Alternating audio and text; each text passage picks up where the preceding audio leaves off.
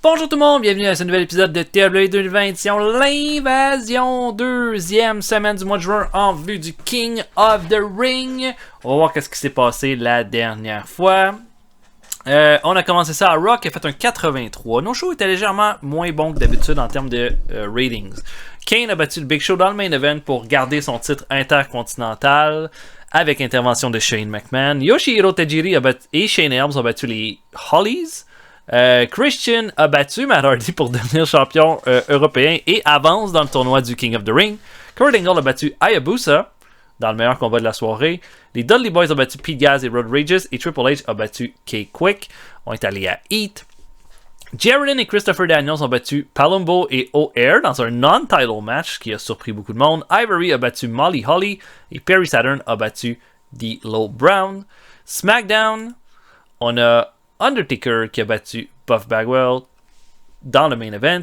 Taz qui a battu Al Snow pour garder le titre Hardcore. Edge a battu Chris Benoit pour avancer dans le King of the Ring.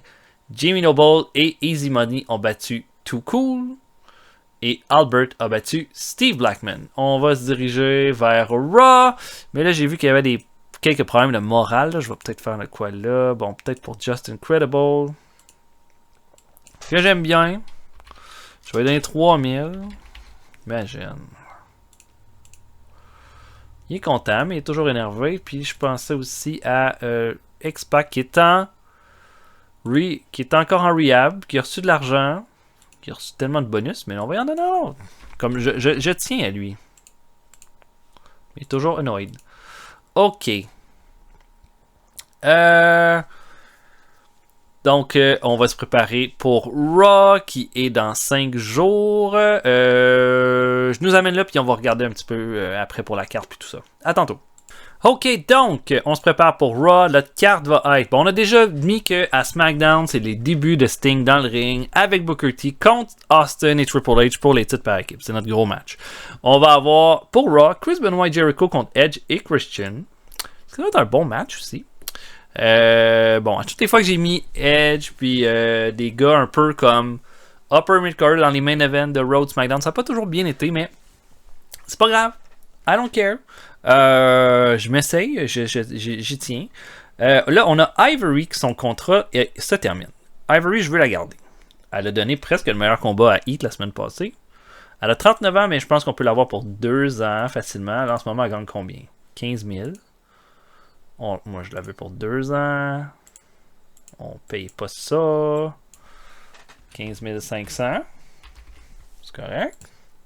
16 790. C'est très précis. On va lui donner ça.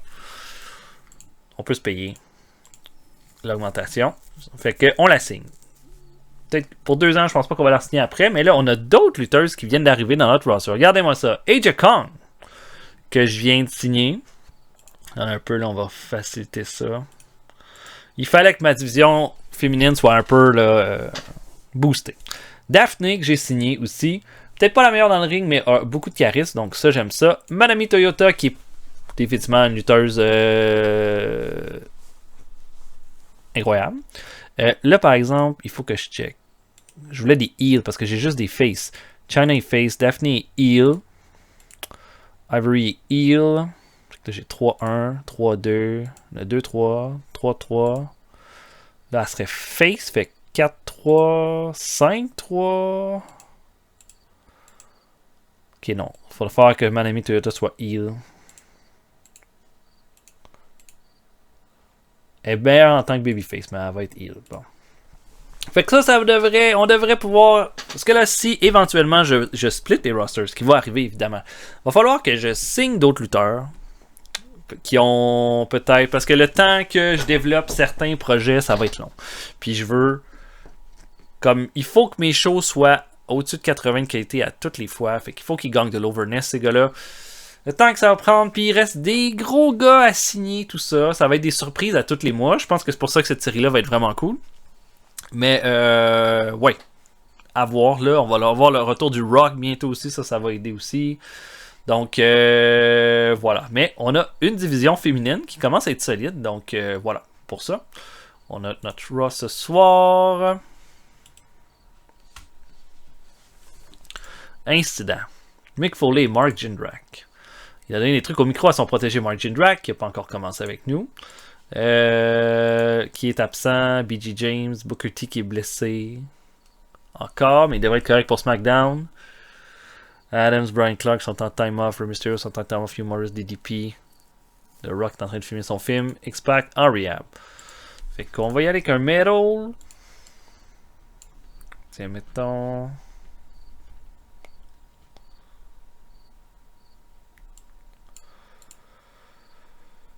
Mettons Rhino.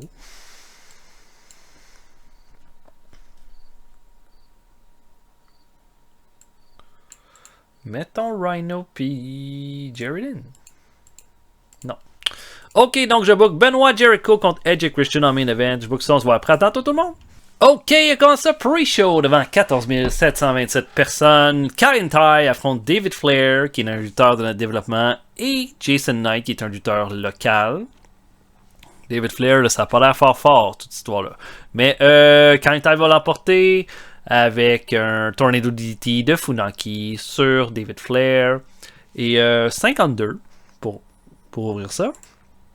49 de qualité pour un match entre Jason Blade, un lutteur local, et Buff Bagwell qui va l'emporter avec son blockbuster à 7 minutes 34. Bagwell fait pas des grosses performances, mais ça cliquait pas entre les deux, fait qu'on va lui donner ça un peu d'excuse. Mais je me suis attendu que le combat entre lui et Undertaker soit meilleur à SmackDown la semaine dernière. Et dernier combat de pre-show, les Hardy Boys affrontent Sean Casey qui est dans notre développement et Travis Tomko qui est aussi dans notre développement. Pas des grosses performances de leur part, 12 pour Tomko. Je l'aime beaucoup Tomko, là. Je suis surpris de cette... quoi qu'il est jeune, hein, jeune, puis pas encore tout formé. Matt Hardy va l'emporter sur Casey avec un Twist of Fate à 10 minutes 21. Et ça va se finir là-dessus pour le pre-show. On va ouvrir le show avec un... Booker T qui va arriver là, et tout le monde va être content de le voir. Tout le monde va être heureux. Et il dit que ce soir, il est sans Sting. Mais que SmackDown, à SmackDown ce jeudi ou vendredi, ça va être un show historique dans l'histoire de la WWE. Parce que ça va être le combat WCW contre WWE que certains attendent depuis tellement longtemps. Puis aussi, ça va être une question de régler des comptes. Je veux dire, je me suis blessé le mois passé. Austin est en partie responsable de ça pour m'avoir attaqué continuellement. Et puis là, Austin, là, lui, il en veut plus. Là. Sa musique se fait entendre. Il ne veut plus rien entendre. Il arrive dans le ring. Il veut immédiatement faire un stunner à Booker qui attrape la jambe, le fait retourner. Et wow, spin kick de Booker qui l'envoie en bas du ring. Booker prend son titre de la WCW, le prix de titre de la WWE, le lève dans les airs. Tout le monde est heureux. 79, c'est quand même pas très fort, par contre. Ça a l'air qu'il n'y avait rien d'intéressant qui se passait. Bon, c'est OK. 79, mais ça nous fait quand même un strong start. OK, on a une vidéo qui montre Sting, comme un peu une espèce de recap là, de sa vie et de ce combat-là qui s'en vient à SmackDown cette semaine. Un match entre Billy Gunn et Kurt Angle ensuite. Vraiment pas pour le King of the Ring, c'est juste un match pour mettre en évidence Kurt. Et Billy Gunn va lui donner un bon combat, une bonne opposition. Mais Angle va l'emporter avec un Angle Slam à 14 minutes 29. On a ensuite un match entre Undertaker et Crash Holly. Undertaker va détruire Crash durant une grosse partie du combat. Et va terminer ça avec là, un Last Ride Powerbomb sur le pauvre Crash à 84. Pour un match de 84. Et après le combat, William Regal est en entrevue. Là, et il se fait demander là, qu'est-ce qu'il pense des demandes d'Undertaker d'avoir ce combat-là de championnat. William Regal lui dit Undertaker peut pas arriver, me menacer, puis penser qu'il peut contrôler la WWE. C'est moi qui mets une autorité en ce moment. Puis si Undertaker continue comme ça, il va se retrouver dans une mauvaise situation. 83. On a un combat féminin qui fait un 61. Chyna et Molly Holly affrontent Daphne et Ivory. C'est les débuts de Daphne. Le retour de Chyna aussi dans tout ça. Qui fait une bonne performance. Au final, les Dudley Boys vont se pointer. Là, puis ils vont vraiment là, pas intervenir directement, mais vont vraiment distraire Molly Holly. Spike va venir pour lui dire là vous vous en allez, là, qu'est-ce qui se passe les boys? Puis là, Devon va retenir Spike pendant que Bubba Ray va faire une distraction à Molly. Ça va donner 1 seconde là, à Ivory pour lui faire je ne sais quoi, là, son facebuster, son espèce de X-Factor, et va l'emporter. Chyna, qui est la championne, perd donc le combat, et Ivory se situe comme #1 contender dans tout ça. Donc un bon petit match. Une promo de Rhino ensuite là, qui dit qu'il est, après avoir fait ses demandes à SmackDown cette semaine, il n'y aura pas que les titres par équipe qui vont être en jeu. Il va y avoir le titre européen parce qu'il va affronter Christian pour le titre européen. Puis il dit que Christian, c'est un de ses amis. Il a travaillé fort pour cette amitié-là, mais qu'en ce moment, tout ce qui compte pour lui, c'est d'avoir de l'or. Et c'est juste ça qui compte. 65. Kane se prépare à affronter Road Rages pour le titre intercontinental. Et Road Rages se fait dans le pantalon avant même que le combat commence. Mais Albert, avant même que ça commence, va attaquer Kane en bas du ring. Il va lui faire un baldo bomb sur les matelas. Et ça va se terminer là-dessus. Il n'y aura pas eu de match. Et grosse attaque d'Albert qui veut être qui est le #1 contender là, pour le titre intercontinental pour le King of the Ring. Une promo là, de Triple H de sang qui se prépare pour le combat. Il dit que il aurait peut-être dû aider Austin à attaquer Booker T tantôt, mais ce qui compte là, en ce moment, là, c'est Sting. Sting qui a coûté son combat contre Kane à Judgment Day, puis qui pense qu'il peut arriver à la WWF puis faire sa loi. C'est pas comme ça que ça marche. Je suis la WWF. Hein. J'ai été là, dans ta petite fédération, puis ça n'a pas fonctionné. Parce que c'était des gens comme toi qui contrôlaient ça. Moi, j'ai créé une nouvelle ère à la WWF, puis tu vas pas m'enlever ça. Un sang. On veut des sangs. Championnat, pas championnat, mais King of the Ring, Bradshaw contre Just Incredible. Bon match de 77 entre les deux lutteurs. Avec Bradshaw qui va l'emporter clean à 10-56 avec un close line from hell. Il avance dans le tournoi. On a les Hardy Boys qui rencontrent Palumbo et O'Haire, les champions par équipe de la WCW. Et là, ça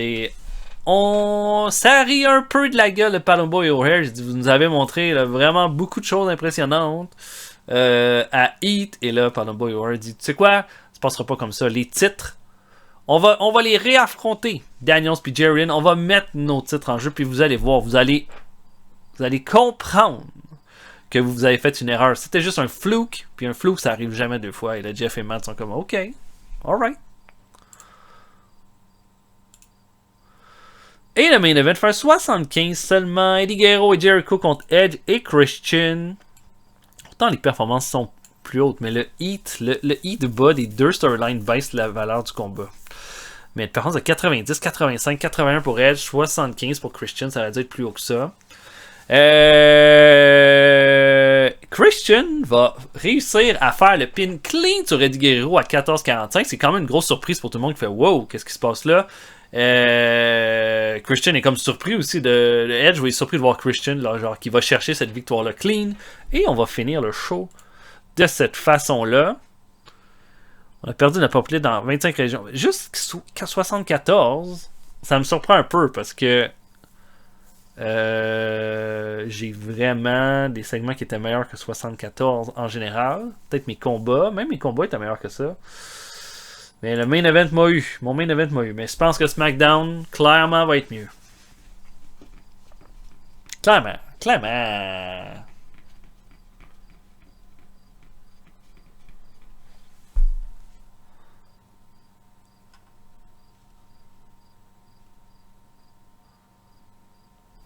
Là, il faut préparer Heat.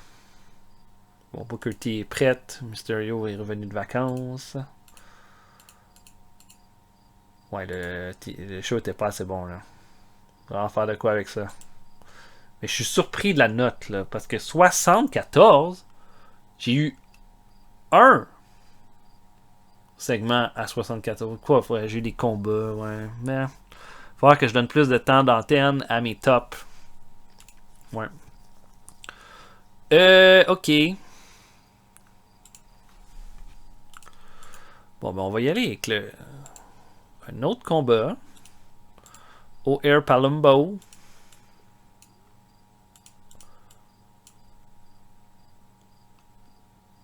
Contre Christopher Daniels. et Jerry Lynn. Et là, les titres vont être en jeu cette fois-là.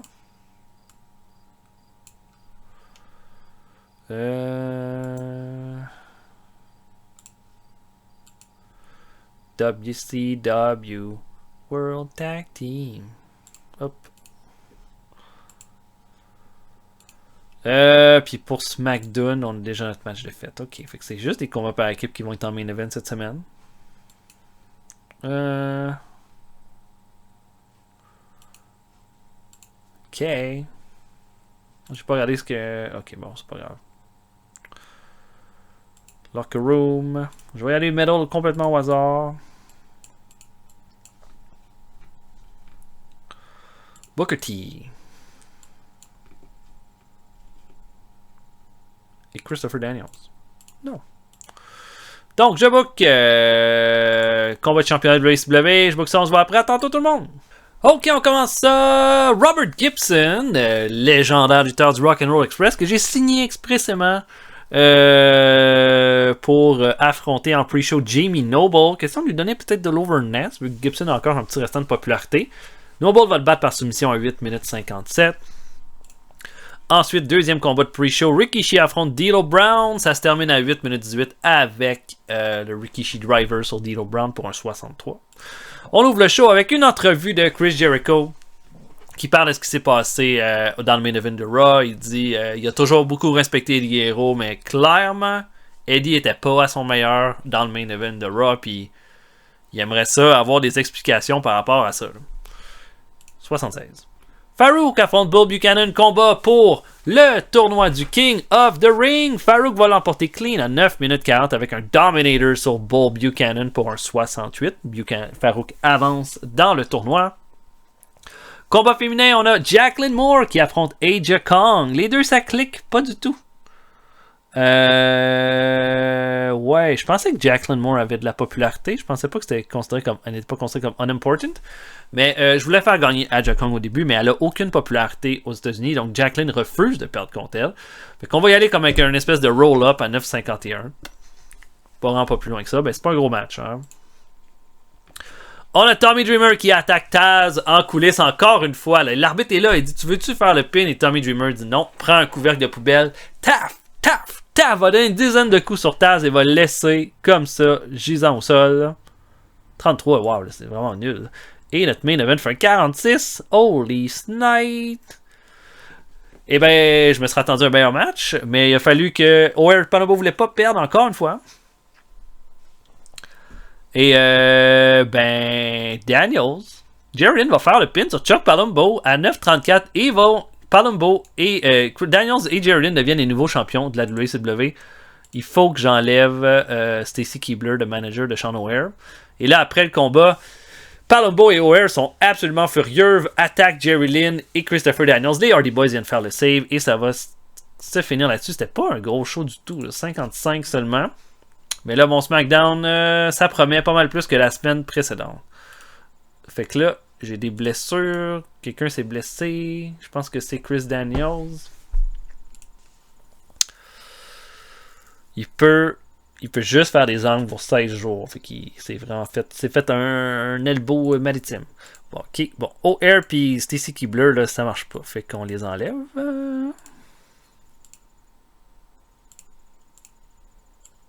Non. Comme ça va arrêter de chialer. Et je book donc immédiatement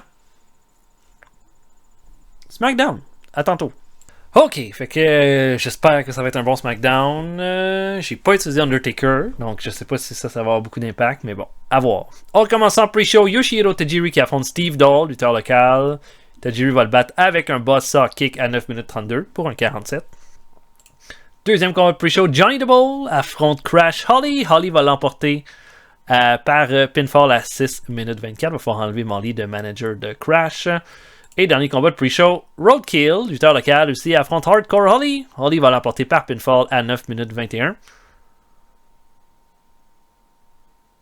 Et voilà, on va ouvrir le show avec un match entre Jeff Hardy et Kurt Angle pour le tournoi du King of the Ring. Ça clique pas entre les deux, mais ils se sont pas déjà affrontés, puis ça cliquait, en tout cas, whatever. Angle va l'emporter qu'un ankle lock à 15 minutes 18 après intervention de O'Hare et Palumbo. Donc, Angle avance dans le tournoi du King of the Ring, va affronter Farouk lors de son prochain combat. On a William Regal qui est dans son bureau, là, Chyna qui est prête là, à manger Ivory et dit qu'on va régler ça de façon civilisée dans les règles de l'art, c'est quelque chose que l'Undertaker n'a pas l'air de comprendre. On va signer le contrat, vous allez simplement vous affronter au King of the Ring et là Chyna va signer. Ivory va tenter là, de faire un petit coup d'épaule, mais va tomber au sol en essayant de donner un coup d'épaule à Chyna et ça va se terminer là-dessus. Next. Chris Benoit affronte Keiji Muto et oh là là, un 85 pour ce combat-là. Keiji Muto, je vais lui donner des victoires, mais il n'y a pas encore assez de popularité. Fait que si on le met dans des combats gagnants comme celui-là, ça va l'aider vite. Il y a déjà 60 de performance, ce qui n'est pas mauvais. Benoit va l'emporter par pinfall à 9 minutes 36 avec ce combat-là pour un bon combat de 85. Ce sera notre meilleur match de la semaine jusqu'à présent. Pour Muto, on va essayer de le mettre dans des conditions gagnantes, donner des victoires par-ci par-là, puis ça devrait lui permettre de monter rapidement dans l'échelon.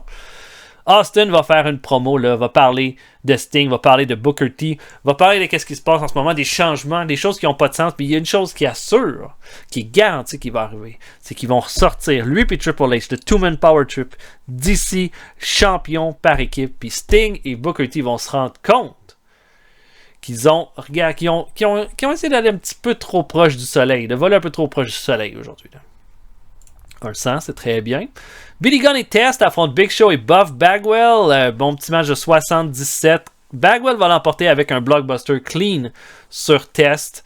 On n'a pas de nouvelles de Vince dernièrement, ni de Shane. Donc, mais vous allez voir, là, ça va revenir bientôt. Mais la meilleure performance revenue au Big Show avec un 74, 65 pour Bagwell, 65 pour Test. Une promo de Taz ensuite, là, il dit que Dreamer fait 2 fois qu'il l'attaque en coulisses. Il aurait eu la chance de lui prendre son titre hardcore, il l'a pas fait. Il sait ce que ça veut dire, ça. Tommy Dreamer vient de la ECW. Il pense qu'en ce moment, il vient d'arriver à la WWF, puis il veut lancer un message que c'est lui, le gars hardcore. Que lui, il n'a jamais eu besoin d'un titre hardcore pour être le gars hardcore. Mais je te préviens, Tommy, ça va pas se passer comme ça quand on va s'affronter. Parce que j'ai déjà signé au King of the Ring. Si tu as le guts de m'affronter puis de vraiment vouloir prendre ce titre-là, tu peux venir. Puis 52 pour la promo, c'est pas incroyable. Décevant, en fait, de la part de Taz. Et là, on annonce là, que Matt Hardy a pris son espèce de petite clause pour un rematch, ce qui fait qu'il s'insère dans un triple threat match pour Christian qui va faire sa première défense du titre européen contre Rhino et Matt Hardy. Rhino et Christian qui sont deux amis, là, mais Rhino immédiatement là, va attaquer Matt Hardy ensuite. Et Kurt Angle et Edge, deux autres amis de Christian, vont être en bas du ring pour regarder le combat, puis vont l'aider, blablabla. Ça va quand même causer de la distraction à Christian, puis au final, alors que Edge va attaquer Matt Hardy en bas du ring alors que l'arbitre ne regarde pas, Christian dit qu'est-ce que tu es en train de faire là?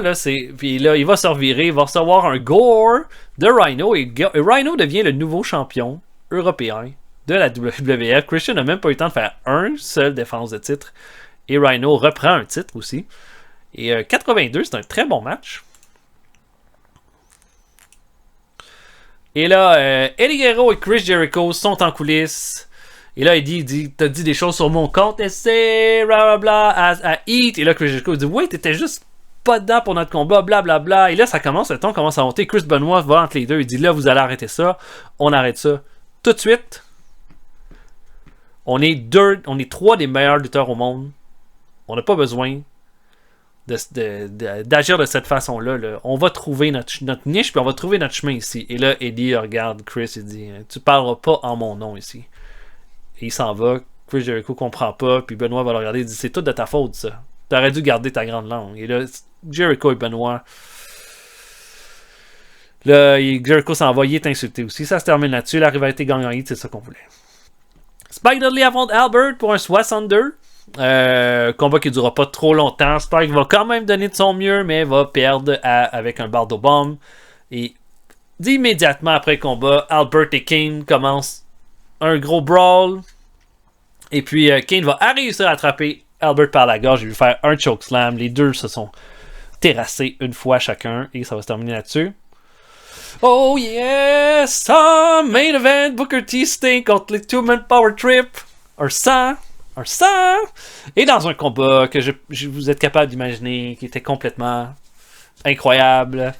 Sting, ça dit que Sting a fait abandonner Steve Austin, mais Sting va faire abandonner Triple H avec un Scorpion Deathlock à 15 minutes 30 pour prendre les titres de champion par équipe. Booker T fait son retour dans le ring de belle façon. Il est maintenant quoi, triple champion de la WCW.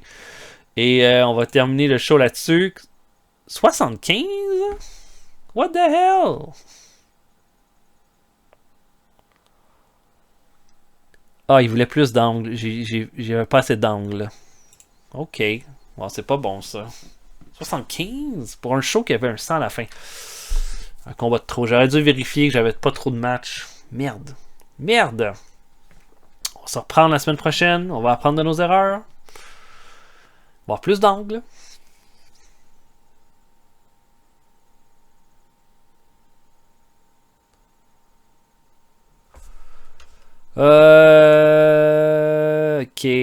Ok. Bon, Brock Lesnar dit veut être amené. Kurt Angle dit Rhino est une star. Kane dit Crash est en train de devenir vraiment solide. Ok. Ça me va. Et voilà. Pour le show de cette semaine. J'espère que vous avez apprécié. On va se voir pour la 3e semaine du mois. Et là, on va apprendre de nos erreurs pour la prochaine fois. Salut tout le monde. À la prochaine.